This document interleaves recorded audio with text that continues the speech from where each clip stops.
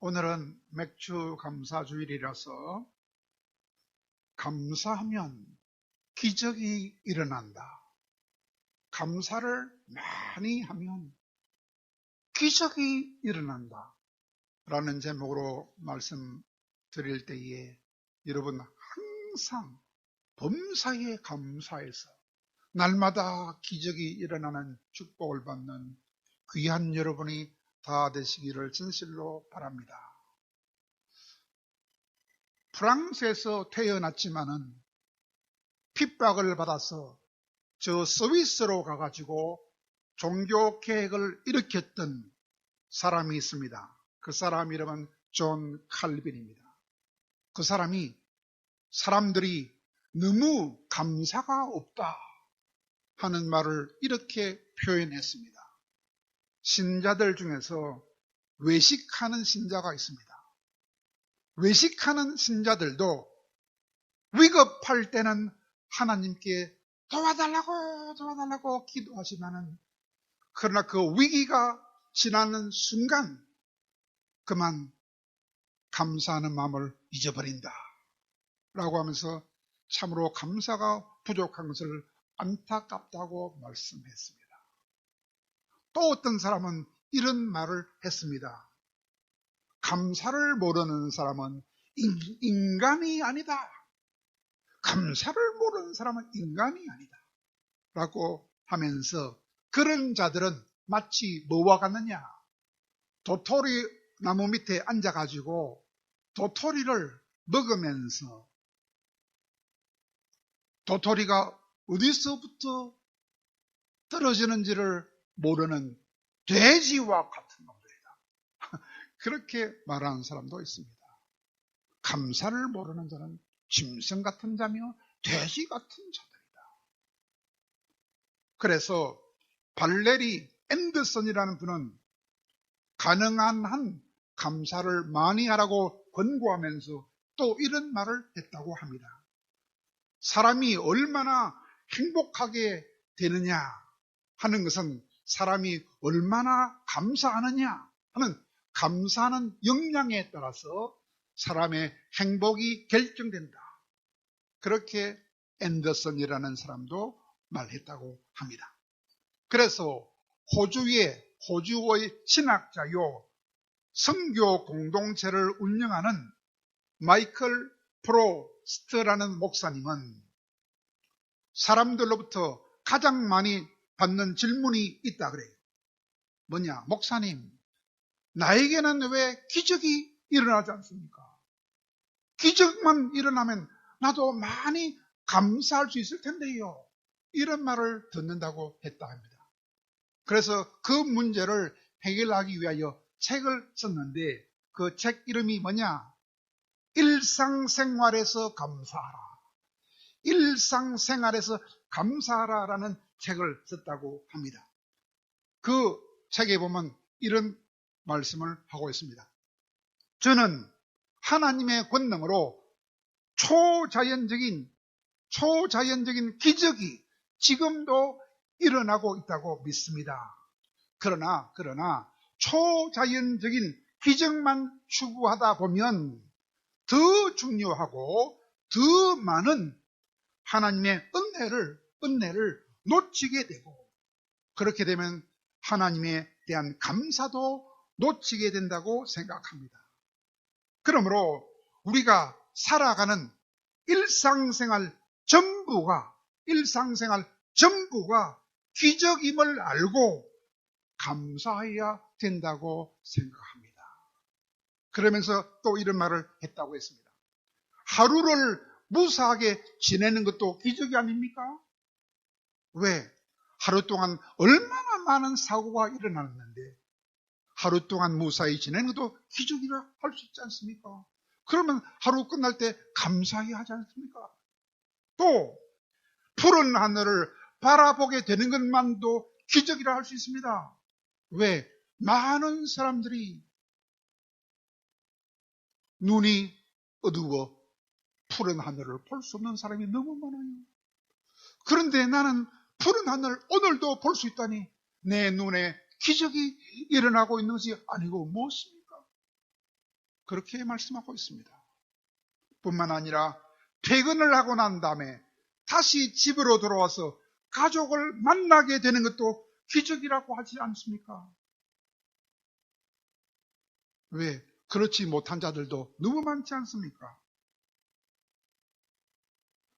그러므로 이런 모든 일상생활 전부가 기적이라는 사실을 깨닫게 되면 우리는 날마다 많이 감사할 수 있지 않습니까? 라고 호주의 마이클 프로스트 목사님은 말씀했습니다.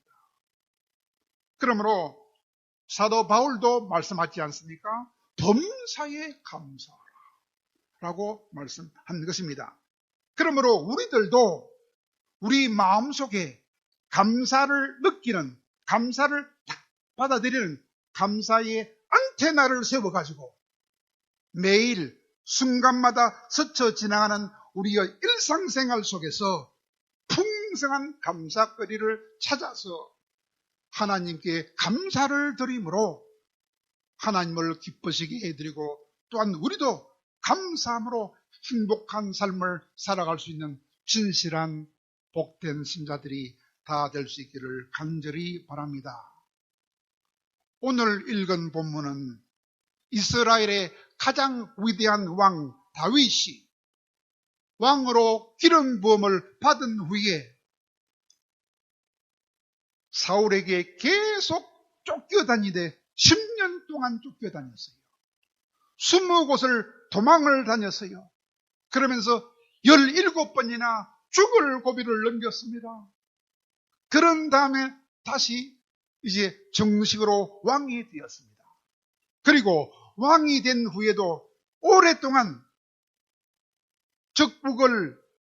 적대국을 정복해서 드디어 나라가 견고하게 섰을 때에 그 다윗이 그때까지 베풀어 주셨던 하나님의 많은 은혜를 생각하면서 하나님께 감사했던 찬송시가 바로 오늘 읽은 시편 138편입니다.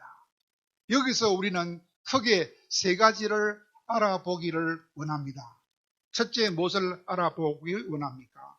첫째는 다윗이 주님이 주셨던 그 많은 은혜에 대하여 얼마나 감사했는지, 그리고 왜 감사했는지, 얼마나 어떻게 감사했으며 왜 감사했는지를 먼저 알아보시고, 두 번째로는 다윗이 하나님의 어떤 은혜에 대하여 그렇게 감사했는지, 그 은혜 중에서 크게 세 가지 은혜가 무엇인지 세 가지 은혜에 대해서 알아보기를 원하며, 마지막 하나는 다윗이 그런 많은 은혜를 누릴 수 있었던 이유는 무엇이었느냐 하는 것을 알아보면서 동시에 다윗이 누렸던 기적은 무엇이었느냐, 다윗이 누릴 수 있었던 기적은 무엇인가를 알아봄으로써 오늘 많은 감사를 주님께 올려드리기를 바랍니다. 첫째 뭐냐? 첫째는 다윗이 주님이 주신 그 많은 은혜에 대하여 어떻게 감사했으며 왜 감사했는가 하는 것을 알아보겠습니다. 먼저 어떻게 감사했습니까? 다윗은 많은 왕들 앞에서 온 마음을 다하여 전심으로 하나님께 감사했다고 했습니다. 그때 다윗은 많은 나라를 지배하는 큰 왕이 되었습니다. 그 큰 왕들이 다윗 앞에 와서 전부 다 다윗을 섬겼습니다.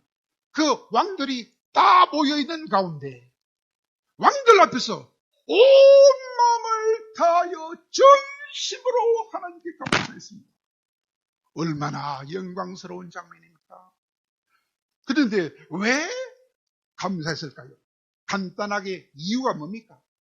그것은 하나님께서 다윗에게 약속을 주셨어요. 다윗아, 네가 내 마음에 든다. 내가 너를 왕으로 삼아주겠다. 라는 약속을 해주셨어요. 그 약속을 해주신 다음에 10년이 넘고 더 이상의 고통과 고난이 지난 다음에 끝끝내 하나님이 그 약속을 지켜주셨기 때문에 너무 감사해서 하나님 나를 위대한 왕으로 세워주셔서 주변에 모든 왕들이 모인 가운데 온 마음을 다하여 하나님께 지금 찬양과 감사를 드립니다 라고 했다 그 말입니다. 두 번째, 다윗은 은혜 중에서도 특별히 어떤 은혜에 대해서 감사했을까요? 그 세 가지를 본문은 이렇게 소개합니다. 맨 먼저 다윗은 주님의 인자심과 성실하심을 인하여 감사한다라고 2절에서 말합니다. 여러분, 인자가 무엇입니까? 인자는 언약에 근거한 하나님의 무한한 사랑과 영원한 사랑입니다. 여러분이 하나님과 언약을 맺으면 하나님 내가 아버지로 섬기겠습니다. 나는 아들이 되겠습니다. 이렇게 언약을 맺으면 그 언약 때문에 우리에게 무궁한 사랑을 베푸시고 영원한 사랑을 베푸는 인자한 하나님입니다. 그런 것이 인자입니다. 그 인자한 하나님, 또 성실한 하나님. 성실이 뭐냐? 성실은 하나님은 약속을 철저하게 지킵니다. 약속을 철저하게 지켜요. 우리 죄를 용서하려고 자기 아들을 죽이면서까지 약속을 지켰어요. 약속을 철저하게 지키는 그 철저한 하나님을 성실한 하나님이라 하는 것입니다. 그렇게 언약에 신실했던 하나님이 그 언약의 말씀을 주시고 그 언약을 끝까지 지켜준 것을 다윗은 감사했다. 그런 말입니다. 왜냐하면 다윗이 기도할 때마다 하나님 힘들어요. 오늘도 도망왔어요. 힘들어요. 어떻게 피할까요? 기도할 때마다 언약에 신실하신 하나님이 다윗의 모든 기도에 응답해 주심으로 이리 해라 저리 해라 응답해 주심으로 다윗이 영혼의 힘을 얻고 다윗이 강하게 되었기 때문에 모든 환난도 이겨내고 그래서 왕이 되었고 또 왕이 된 다음에도 적국이 쳐들어왔을 때 모든 적국을 다 쳐부수고 정복할 수 있게 해주셨기 때문에 그러므로 첫 번째로 감사한 것은 하나님께서 언약의 말씀을 주시고 그 언약의 말씀을 지켜주신 것 때문에 감사했다 그 말입니다.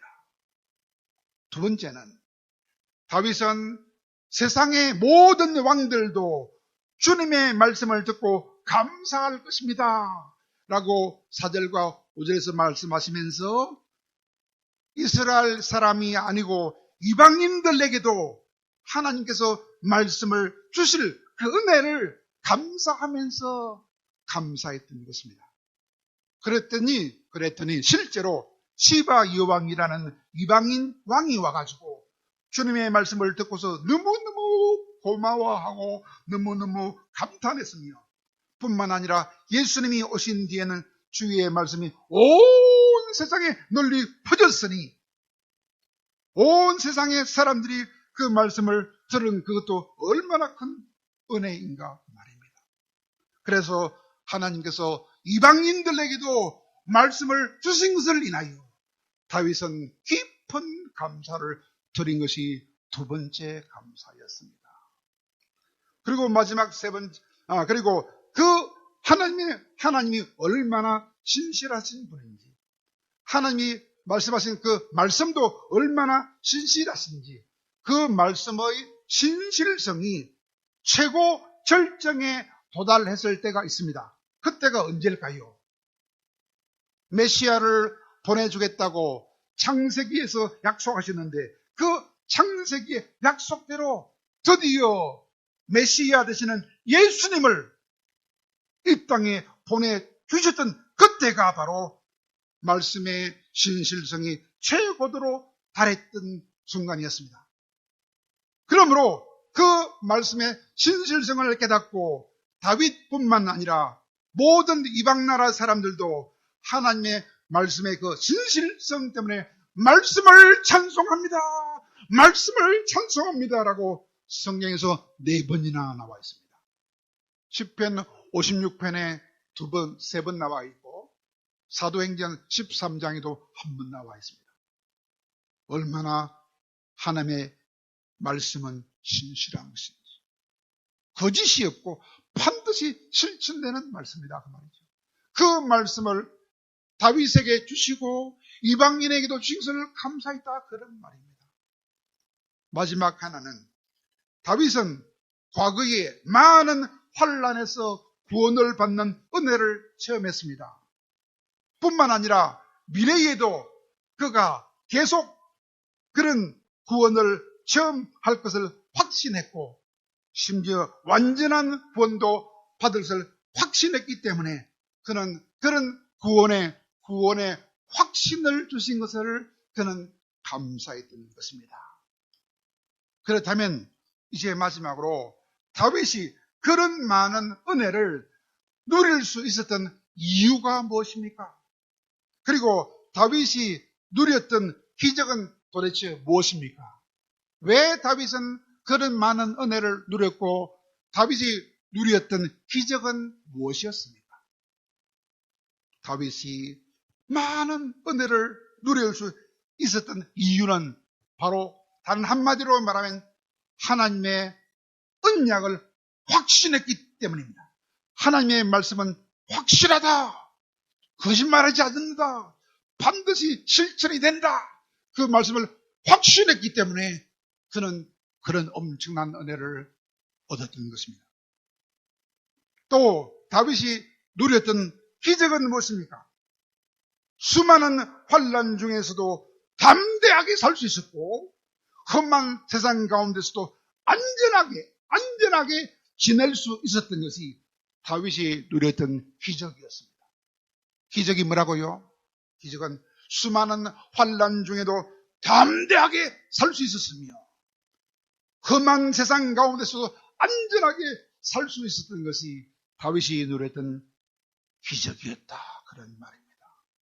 그러므로 사랑하는 여러분, 우리들도 환난 많은 세상에 살면서도 담대하게 살고 험한 세상에 살면서도 안전하게 살 수 있는 그런 기적을 우리도 누리기를 원한다면 우리도 다윗처럼 언약을 주신 것에 대하여 감사하면서 동시에 하나님 주신 그 언약에 순종하면서 살아야 하는 것입니다. 왜냐하면 다윗이 단 한 가지 실수했어요. 뭐냐? 우리아의 아내를 범했어요. 그 실수한 것 한 가지, 그 한 가지만 빼면은 나머지는 평생 동안 언약을 잘 지켰기 때문에 하나님이 그런 은혜를 주신 것을 알고 우리들도 평생 동안 하나님께서 언약 주신 것을 감사하면서 언약에 순종해서 삶으로 말미암아 다윗이 누렸던 은혜를 누리며 다윗이 누렸던 그 기적도 누릴 수 있는 귀한 우리들이 다 되기를 간절히 바랍니다. 그러면 환난 중에도 담대하게 살고 험한 세상 가운데서도 안전하게 살 수 있는 기적을 우리도 누리기를 바란다면 우리가 해서는 안 될 일이 무엇입니까? 그것은 감사하지 않고 원망과 불평을 하는 것, 그것을 하지 말아야 합니다. 이제부터 내 입으로는 원망의 말이나 불평의 말을 결코 토하지 않겠다. 그런 사람들만 은혜를 누리고 기적을 누릴 수 있다 그 말입니다. 영국에 폴리마우스라는 항구가 있습니다. 거기서 한 소년이 실족해가지고 바다 물속에 풍덩 빠지고 말았어요. 그것을 바라본 영국 해군 수병이 달려가서 소년을 구해주었습니다. 그런데 3일이 지난 다음에 그 아이하고 그 아이의 엄마를 우연히 또다시 만났어요. 그때 그 어머니가 자기 아들을 구해준 그 수병을 알아보고서 이런 말을 했어요. 당신이 우리 아이를 구해준 분이지요? 물었어요. 그때 그 수병은 저 엄마가 내한테 고맙다고 저렇게 말하는구나 라고 생각하면서 미소를 띄우면서 예, 제가 사모님의 아들을 구해주었지요 이리 말했더니 어머니가 뭐라 하는 줄 압니까? 그런데 말입니다. 우리 아가 머리에 쓰고 있던 모자는 어디 두고 왔어요? 그 말을 듣는 순간 그 수백은 대단히 황당했다 합니다. 이게 무슨 말이고? 내한테 아들을 살려준 내한테 감사하기는 그냥 아들 모자가 없다고 내한테 원망을 하다니. 여러분, 이런 사람은 다시는 은혜를 받을 수 없다고 하는 것입니다. 그러므로 여러분, 은혜 받기 원하고 기적 누리기 원하면 여러분 입으로 결코 남을 원망하거나 불평하는 말을 하지 마시기를 바랍니다. 이제 마지막으로 환난 중에도 담대한 마음으로 살고 험하고 험난한 세상 가운데 살아도 안전하게 지내는 기적을 누리며 살기 원하면 반드시 해야 할 일이 있습니다. 그것이 무엇입니까? 언약을 주신 하나님께 감사하면서 그 언약의 말씀에 순종만 하면 되겠습니다. 감사하면서 순종만 하면 되겠습니다. 이진희라는 여자가 있었는데 이진희라는 여자가 책을 썼어요. 무슨 책이냐? 나를 살려준 감사의 기적이다. 내가 감사 안 했으면 죽었다 이 말이에요. 나를 살려준 감사의 기적이라는 제목의 책을 쓴 이진희라는 여자가 있습니다. 그 여자는 아이를 3명을 낳았어요. 3명을 아이를 낳다가 기르다 보니까 힘이 들었겠지요. 그래서 원망했어요. 주변 사람들을 원망했어요. 신랑을 원망하고 시어머니를 원망하고 이 원망을 많이 하다 보니까 우울증이 왔어요. 무력감이 왔어요. 우울증과 무력감이라는 어두운 터널 속에서 살게 되었다고 했습니다. 그랬더니 나중에 유방암이 왔어요. 유방암 진단을 받고 유방암과 싸우다가 드디어 결정적인 순간이 왔어요. 이야, 내가 이런 가운데도 감사를 하면서 살아보자. 그래서 감사 일기를 쓰기 시작했다 그랬어요. 감사 일기를 쓰기 시작했더니 그 부인의 삶이 완전히 변하더라 했습니다. 왜? 감사하면서 살기 시작했더니 주변 상황은 하나도 달라지지 않았습니다. 그러나 그 여자의 삶이 아주 풍요로운 삶으로 변하기 시작했다고 했습니다. 먼저 어떤 일이 일어나느냐? 무너졌던 자존심이 회복이 되느니라. 이야, 나도 감사거리가 있구나. 무너졌던 자존심이 회복되고 매일같이 기적이 일어나더라 그랬어요. 매일 기적이 일어나느니라. 왜 그럴까요? 감사는 힘이 있어요. 어떤 힘이 있느냐? 감사는 사랑할 수 없는 사람도 사랑할 수 있게 만들어줍니다. 또 감사는 꽉 닫혀있는 벽도 확 열리게 만들어주는 힘이 있습니다. 또 감사는 비판과 원망과 불평하는 마음도 스르르 녹아버리게 만드는 기적의 힘을 가진 것이 감사가 가진 힘이라고 하는 것입니다. 그래서 하나님께 감사하고 나를 핍박하는 사람에게도 감사하면 기적을 경험하는 일은 그렇게 어렵지 않더라 라고 말하고 있습니다. 사랑하는 여러분, 오늘 본문의 다윗처럼 언약을 지키는데 신실하신 우리 하나님이 주신 그 언약의 말씀을 확신하시고 그 언약의 말씀에 순종해서 나쁜 일이 있어도 감사하고 좋은 일이 있어도 감사하되 하나님께 감사만 드림으로 이 힘든 세상을 담대한 마음으로 안전하게 살아갈 수 있는 기적을 날마다 체험하는 정말로 존귀한 귀한 성도들이 다 될 수 있기를 간절히 예수님의 이름으로 축원합니다.